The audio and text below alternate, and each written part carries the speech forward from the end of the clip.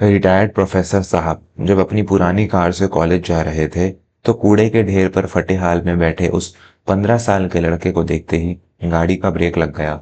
वही चेहरा, वही आंखों की चमक जिसे 10 साल पहले स्टेशन की भीड़ ने छीन लिया था। चैनल सब्सक्राइब जरूर कर दे दोस्तों। शहर के प्रतिष्ठित कॉलेज में प्रोफेसर दीनानाथ का नाम बड़े सम्मान से लिया जाता था। वे गणित के विद्वान थे, लेकिन उनकी अपनी जिंदगी का हिसाब हमेशा अधूरा ही रहा। आज से ठीक 10 साल पहले एक तीर्थ यात्रा के दौरान हरिद्वार रेलवे स्टेशन पर उनका इकलौता बेटा आर्यन उनका हाथ छुड़ाकर भीड़ में कहीं ओझल हो गया था। दीनानाथ जी ने अपनी पूरी जमा पूंजी उसे ढूंढने में लगा दी। अखबारों में इश्तहार दिए, पुलिस के चक्कर काटे, पर आर्यन का कहीं पता नहीं चला। उनकी पत्नी इस सदमे को बर्दाश्त नहीं कर पाई और 3 साल पहले इस दुनिया से विदा हो गई। आज सोमवार की सुबह थी। दीनानाथ जी अपनी पुरानी फिएट कार से कॉलेज की ओर जा रहे थे। चौराहे पर लाल बत्ती हुई और उनकी नजर पास के एक बड़े कूड़ेदान पर पड़ी। वहां एक दुबला पतला लड़का, जिसके शरीर पर सिर्फ एक मैली सी बनियान और फटा हुआ पैंट था, प्लास्टिक की बोतलें बीन रहा था। लड़के ने जैसे ही सिर उठाकर सामने देखा, दीनानाथ जी के हाथ कांपने लगे। उस लड़के की दाईं आंख के नीचे ठीक वैसा ही छोटा सा काला मस्सा था जैसा उनके आर्यन के चेहरे पर था। दीनानाथ जी ने आव देखा न ताव बीच सड़क पर गाड़ी छोड़ी और दौड़कर उस लड़के के पास पहुंचे।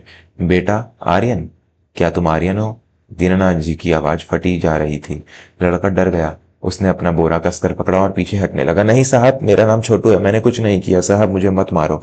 दीनानाथ जी ने रोते हुए उसके कंधे पकड़े।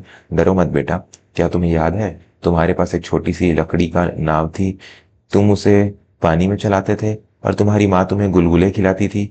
लड़के की आंखों में अचानक एक अजीब सी हलचल हुई, जैसे बरसों से जमी धूल की परतें हट रही हों।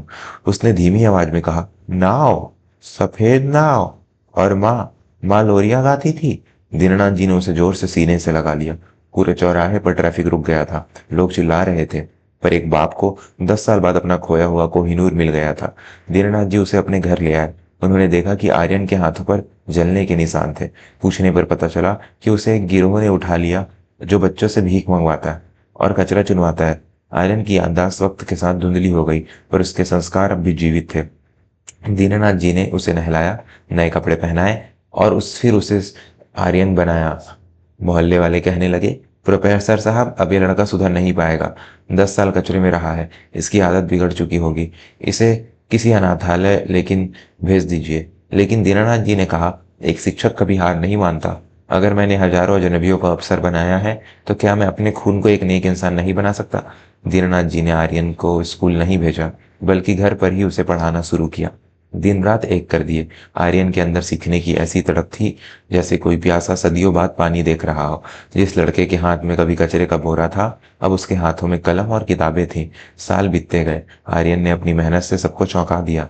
उसने न सिर्फ अपनी स्कूली शिक्षा पूरी की, बल्कि देश की सबसे कठिन परीक्षा, भारतीय प्रशासनिक सेवा आईएएस की तैयारी शुरू की।